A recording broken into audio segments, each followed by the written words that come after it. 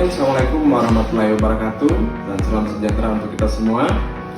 Saya Amin Tunda SPDMA, salah seorang dosen pada program studi Ilmu Kesejahteraan Sosial, jurusan Sosiologi, Fakultas Ilmu Sosial dan Ilmu Politik, Universitas Al-Oleo. Alhamdulillah saya dipercayakan untuk mengampu mata kuliah Pekerjaan Sosial dan CSR pada semester 6.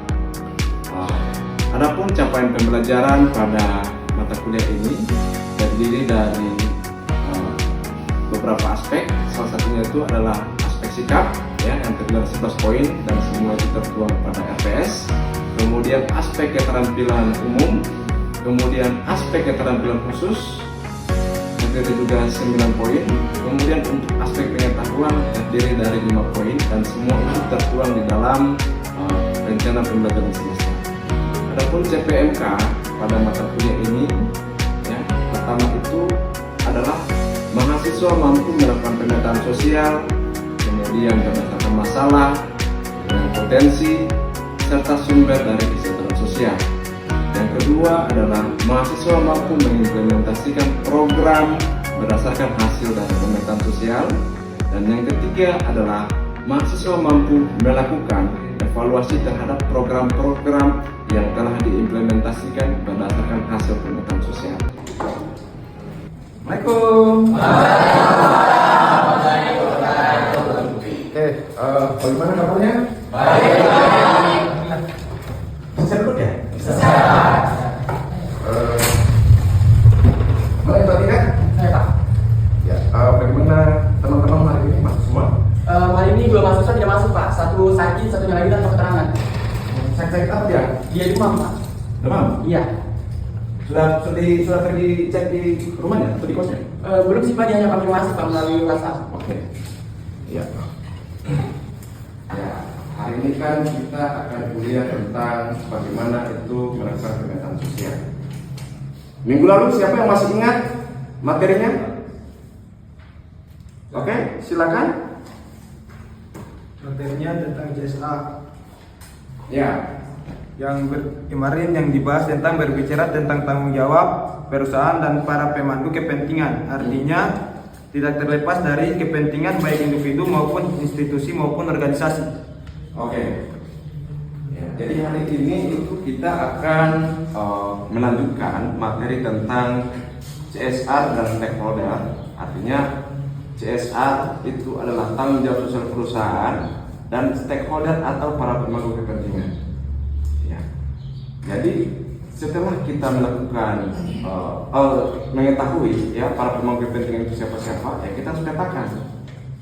Ya, olehnya itu tujuan pembelajaran kita pada hari ini adalah mahasiswa mampu melakukan pemetaan sosial berdasarkan masalah, potensi, dan sumber kesejahteraan sosial. Itu yang pertama. Yang kedua, mampu mengimplementasikan program berdasarkan hasil pemetaan sosial. Dan yang ketiga adalah mampu melakukan evaluasi terhadap program yang telah diimplementasikan. Jadi ada 3. Yang pertama itu kita harus mampu memetakan potensi masalah dan sumber kesejahteraan sosial. Yang kedua adalah mampu mengimplementasikan program berdasarkan hasil pemetaan. Dan yang ketiga adalah mampu melakukan evaluasi terhadap program yang sudah diimplementasikan. Oke? Ya, jadi ada 3 itu ya.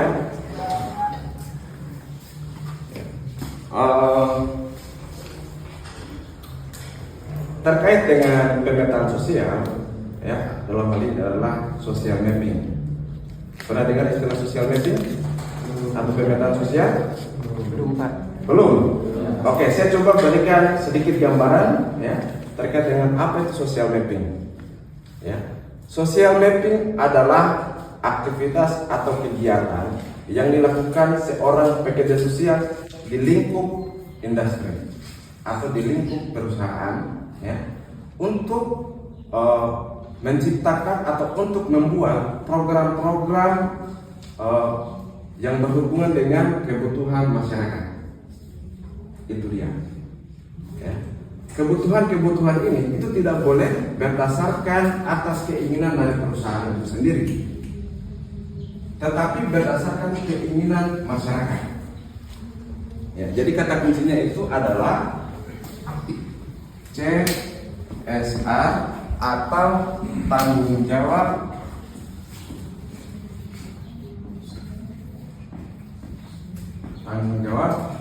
sosial. Aduh, terbaca tulisan itu? Oke, tanggung jawab sosial perusahaan.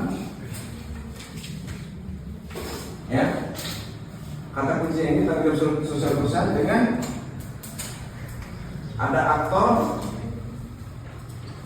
Ya, yang ketiga itu ada pekerja sosial, singkatan ya, Peksos ya.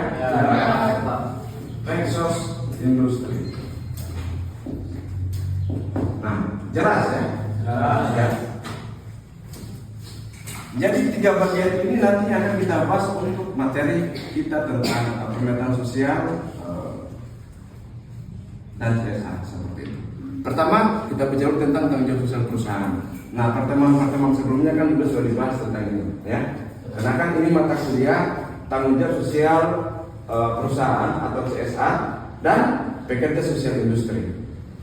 Ya, tentu nanti harapannya kalian nanti setelah selesai kuliah dan harus sudah wisuda, ya kalian nanti itu bisa terjun ke dunia industri. Nah, peran kalian sebagai calon pekerja sosial adalah ya tadi menjadi seorang pekerja sosial industri. Tentu pasti kalian akan bingung. Nanti kalau kita sudah bekerja di industri atau di perusahaan, ya kita mau bikin apa? Gitu. Nah, sebagai gambaran umum lagi, ya, di kegiatan pemetaan sosial ini sangat penting. Kenapa? Karena ini berhubungan langsung dengan masyarakat. Seperti saya katakan di awal tadi bahwa perusahaan ini tidak boleh semena-mena menentukan program secara langsung, ya, tetapi berdasarkan kebutuhan masyarakat. Maka kita membuat sebuah peta, ya, peta dari para aktor atau para pemangku kepentingan, ya, yang telah digambarkan secara umum di pertemuan sebelumnya. Oke? Ya, sampai di sini ada yang mau ditanyakan sebelum kita lanjut? Saya, Pak. Ya, silakan Mbak Delis. Baik, sebelumnya Pak, terima kasih untuk kesempatannya. Ya. Berkaitan dengan materi tadi, izinkan saya untuk bertanya agar program CSR tersebut dapat tepat sasaran dan bisa menyelesaikan masalah di masyarakat. Aktor-aktor yang dimaksud yang berpengaruh pada indikatornya itu seperti apa saja, Pak? Oke, tepuk tangan dulu. Ya, poinnya adalah indikator penentuan aktor, ya. Indikator penentuan aktor. Oke, siapa yang mau membantu saya untuk menjawab pertanyaan teman-teman? Oke, silakan. Baik, terima kasih Pak atas kesempatannya. Izinkan saya untuk menjawab. Jadi saya rasa aktor-aktor yang dimaksud dalam CSR ini adalah orang-orang yang memiliki pengaruh. Contohnya itu seperti bisa saja kepala desa, bisa saja ataupun kelompok-kelompok yang berada di Konawe Utara. Yang dimana Konawe Utara juga terdapat sebuah tambang yaitu FDNI atau Vito Dragon Nickel Industry. Mungkin itu yang dapat saya. Oke, tepuk tangan. Ya.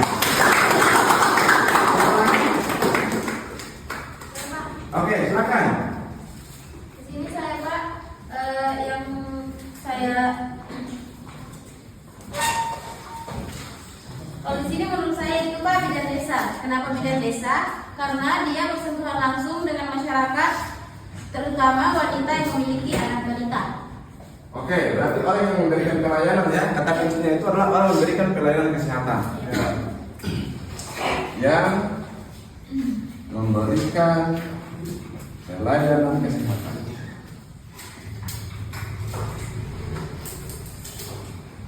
Bisa dibacakan? Bisa. Tapi saya sendiri tidak bisa baca, kecuali saya dekat-dekat. Maklum, saya tidak pakai kacamata. Ya. Oke, ada lagi yang mau menambahkan? Silakan. Jadi aktor-aktornya itu seperti organisasi kepemudaan. Oke. Jadi salah satunya itu Karang Taruna dan juga Ormas. Oke. Seperti itu.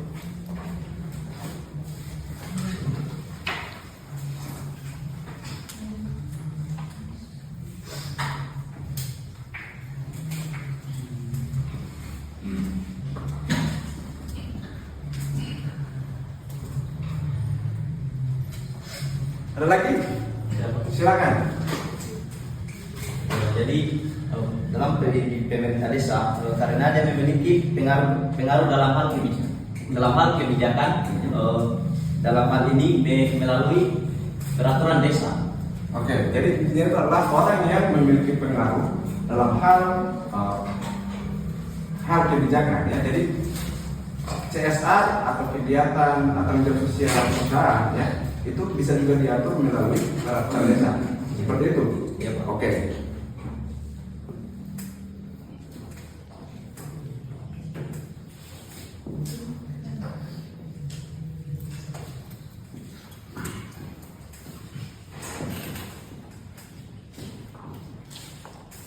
Ya, jadi dari teman-teman ini, ya, tanpa kita sadari itu kita sudah mencapai 4 poin, ya, terkait dengan indikator, ya, bagaimana sih kita menentukan aktor, ya. Pertama itu adalah orang yang memiliki kekuasaan. Siapa saja itu orang yang memiliki kekuasaan? Seperti yang saya sampaikan teman-teman tadi, misalnya kepala desa, ya. Karang Taruna, ya, ketua ormas, ya, anggota DPR juga masuk. Ya. Yang kedua adalah orang yang memberikan pelayanan dari aspek kesehatan. Kenapa? Karena dia ini bersentuhan langsung dengan masyarakat dan itu sering terjadi. Artinya bahwa dia memiliki pengaruh yang cukup besar untuk mempengaruhi dari klien-kliennya, dalam arti adalah orang-orang yang mau memeriksakan diri pada aspek kesehatan. Di lingkungan pendidikan juga hal semacam itu terjadi. Dia juga orang-orang yang memiliki pengaruh. Karena apa? Karena di suatu tempat ya boleh jadi di situ ada sekolah. Ya. Sekolah juga ini yang memimpin sekolah itu juga memiliki pengaruh. Kemudian juga ada dharma wanita, kelompok-kelompok. Ya. Intinya itu indikator yang paling utama untuk menentukan aktor adalah orang-orang yang memiliki pengaruh, orang-orang yang ketika berbicara itu didengar. Ya, tentu bukan ini saja nanti yang akan kita lakukan. Ya, hanya mengidentifikasi, bukan saja itu yang kita lakukan. Tetapi juga kita ingin melihat siapa kira-kira orang yang bisa mempengaruhi dari aktor-aktor ini. Saya kasih contoh, ya, pengalaman saya waktu melakukan social mapping di salah satu perusahaan waktu saya melakukan riset di Jawa, ya, tepatnya itu di Jawa Tengah, di Kabupaten Klaten. Ada perusahaan besar di situ, ya. Kita melakukan pemetaan sosial di sana untuk melihat, ya, aktor-aktor yang memiliki pengaruh karena saat itu ada penolakan dari masyarakat karena debit air kan salah satu pekerjaan masyarakat rata-rata sebagai petani, ya. Tiba-tiba debit air berkurang, ya.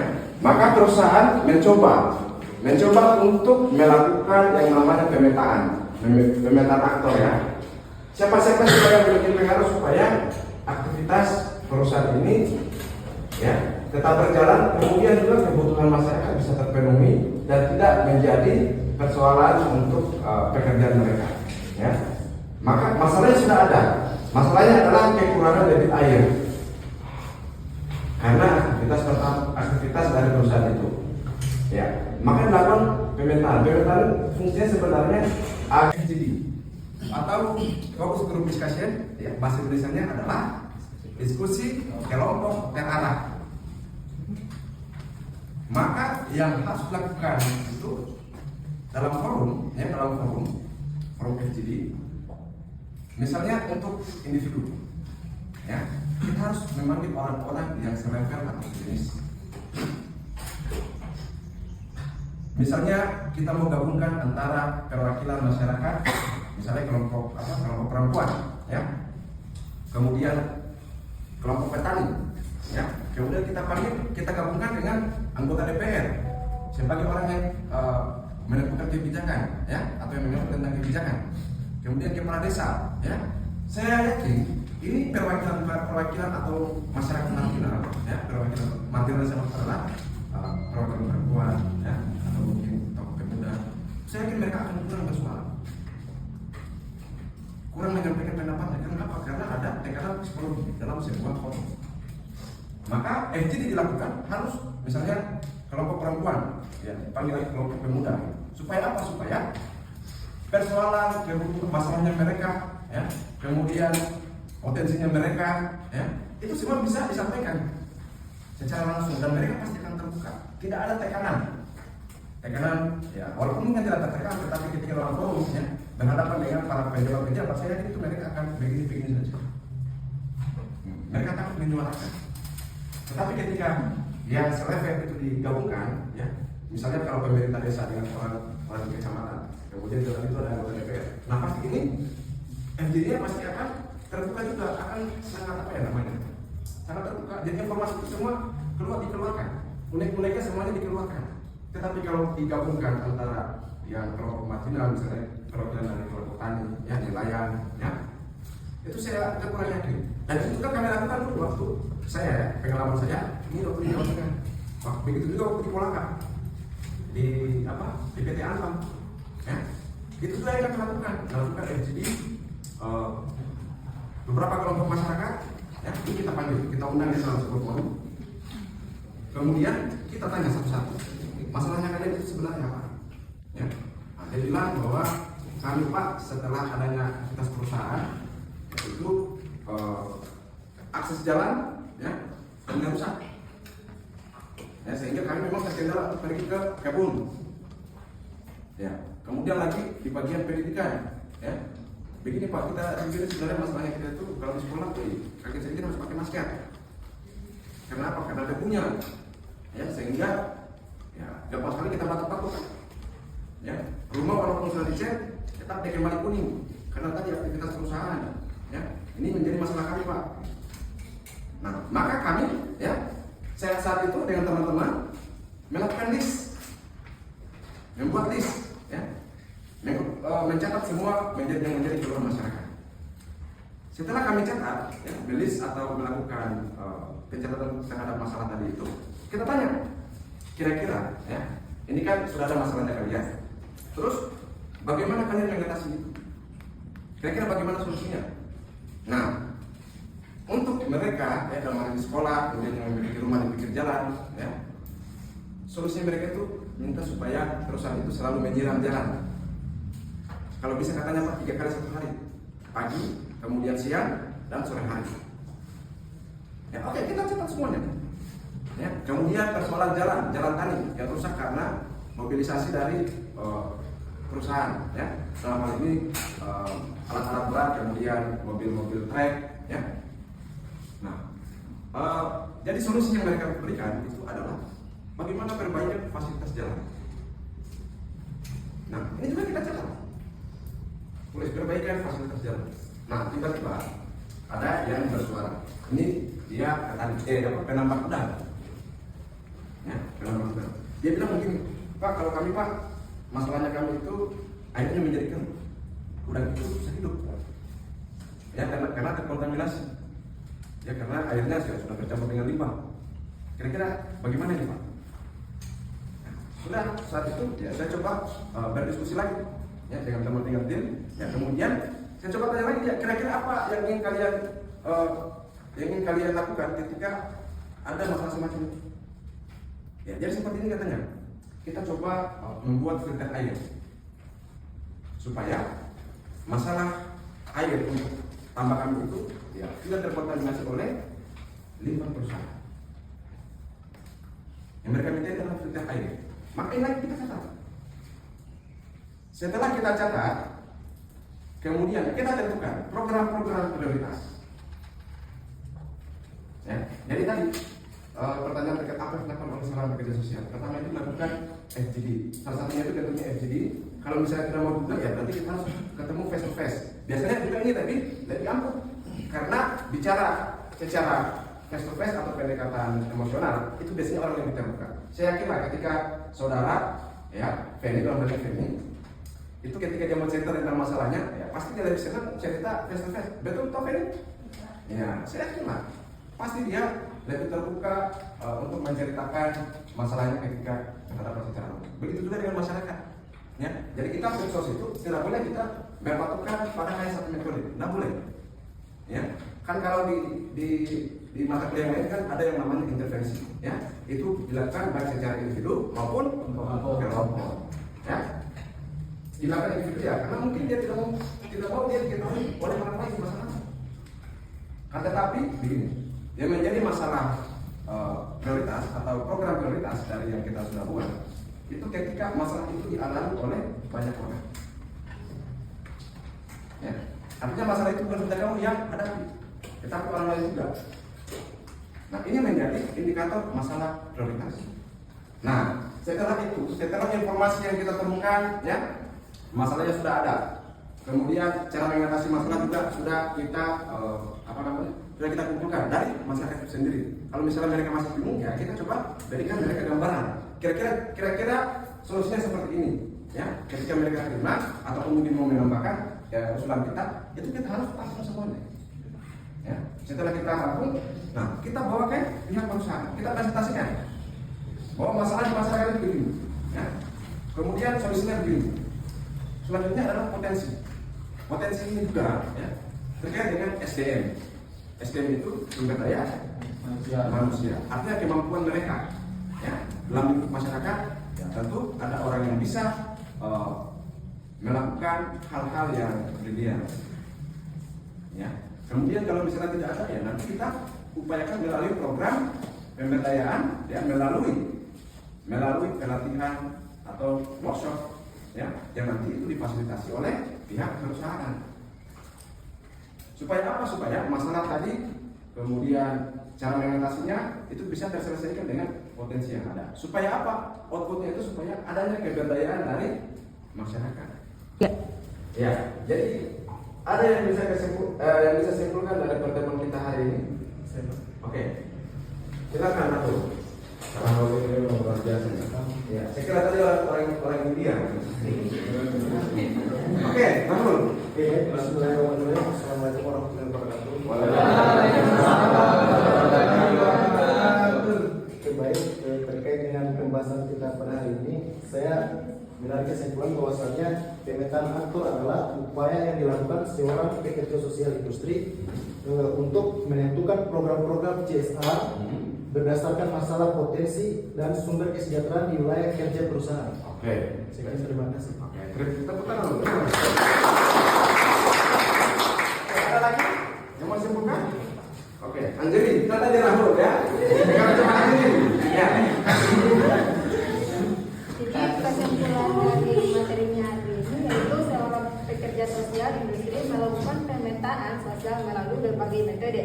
Salah satunya melalui metode FGD atau deskripsi kelompok. Oh, luar biasa.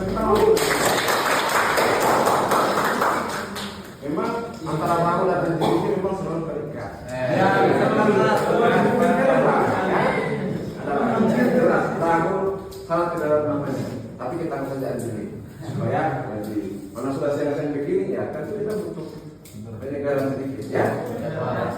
Oke, jadi saya bisa simpulkan bahwa pertemuan kita hari ini terkait dengan pemetaan sosial, ya, di wilayah kerja perusahaan atau pemetaan sosial dan CSR, ya, bahwa upaya yang dilakukan seorang pekerja sosial untuk mengatasi masalah-masalah yang ada di wilayah kerja perusahaan. Salah satu teknik yang digunakan melalui focus group discussion atau diskusi kelompok terarah supaya masalah-masalah yang dihadapi oleh masyarakat terkait dengan aktivitas perusahaan itu bisa diidentifikasi, ya, bisa diidentifikasi melalui siapa? Melalui aktor-aktor yang berpengaruh tadi, ya. Kemudian setelah kita identifikasi masalahnya, ya kita harus cari juga jalan keluarnya. Bagaimana kita mengatasi masalah ini, ya. Kemudian cara mengatasinya bagaimana, ya, supaya ada namanya keberdayaan masyarakat, ya. Setelah itu kemudian kita usulkan ke pihak perusahaan supaya program CSR yang turun langsung ke masyarakat itu memang benar-benar berdasarkan kebutuhan dari masyarakat yang namanya sistem bottom up. Program-program itu semua itu bersumber dari bawah, bukan berdasarkan top down atau dari atas.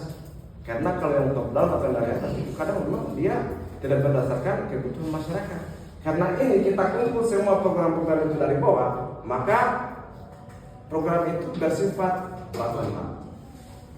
Ya, saya pikir itu adalah ada dibahas itu di mata kuliah yang lainnya. Oke, ada lagi yang mau ditanyakan? Sudah paham semua? Oke, kalau sudah paham, saya akan memberikan kalian tugas. Ya, tugasnya itu mau kelompok atau individu? Kelompok. Oke, sip, kita bentuk kelompok ya. Di sini kan jumlahnya sekitar berapa ya? 27 ya Ketua Rasya. 27 bagi 5 berapa itu? Dapatnya 6 ya? 6. Nanti ada 2 kelompok yang 6 orang. Tidak apa-apa kan begitu? Ya, ada 4 kelompok yang 5 orang, 2 kelompok yang 6 orang. Ya. Nah, nanti buat kelompok, kemudian Anda melakukan pemetaan. Ya. Kan di Kota Kendari ini kan banyak sekali perusahaan-perusahaan. Ya. Jangan di luar-luar sana lah, di Kota Kendari saja. Ya. Coba Anda membuat pemetaan, ya, pemetaan sosial, ya, melihat aktor-aktor yang memiliki pengaruh. Ya, bagaimana untuk wilayah kita ini dan semua? Mantap? Oke, jadi ya tentu seperti yang saya harapkan, ya kalian sangat luar biasa lah. Ya. Jadi nanti bisa saya kasih tugas? Bisa. Individu atau kelompok? Kelompok. Berapa kan? 27 Pak. 27. Ya, jadi kita bentuknya 6 kelompok saja. Ya, 6 kelompok. Jadi ada yang 5 satu kelompok, ada yang 6. Tidak apa-apa? Oke, jadi tugasnya itu adalah ya.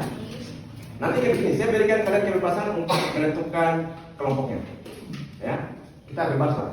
Cari teman-temanmu yang sevisi semisi ya, senasib dan sepenanggungan ya. Cari teman-temannya ya. Kemudian tugas Anda adalah membuat pemetaan aktor ya di wilayah kerja perusahaan. Perusahaannya saya bebaskan. Intinya yang ada di Kota Kendari tidak usah jauh-jauh. Yang ada di sekitar kita saja. Kan di Kota Kendari kan banyak sekali perusahaan. Ya, coba Anda cari ya di sekitarnya saja. Ya. Siapa-siapa yang memiliki pengaruh. Ya. Kalau bisa juga nanti Anda pergi ke kelurahan, ya, kecamatan. Ya. Ya, nanti Anda coba melakukan FGD di sana, ya, untuk mengetahui masalahnya mereka. Ya, itu nanti Anda kumpul apa? Ya, tapi ingat jangan lupa dari hasil sosial mapping kalian, ya, Anda harus melahirkan program-program prioritas, ya, program-program yang bisa nanti direkomendasikan kepada pihak perusahaan. Ya, perusahaan nanti akan mengeluarkan dalam bentuk kegiatan CSR. Ya, nanti Anda buat semacam itu, ya. Minggu depan atau 2 minggu depan? 2 minggu depan. 2 minggu depan. Ya. Lambat itu atau cepat? Pas-pas ya? Ya. Jadi 2 minggu depan, tetapi minggu depan kita bisa masuk. Ya, mengevaluasi apa yang kita akan lakukan di lapangan. Oke? Ya. Saya kira demikian untuk pertemuan kita hari ini. Semoga kita selalu diberi kesehatan, ya. Diberi kesehatan supaya kita bisa kuliah untuk pertemuan berikutnya. Ya, saya akhiri ucapan alhamdulillahirabbil alamin. Wassalamualaikum warahmatullahi wabarakatuh. Waalaikumsalam warahmatullahi wabarakatuh.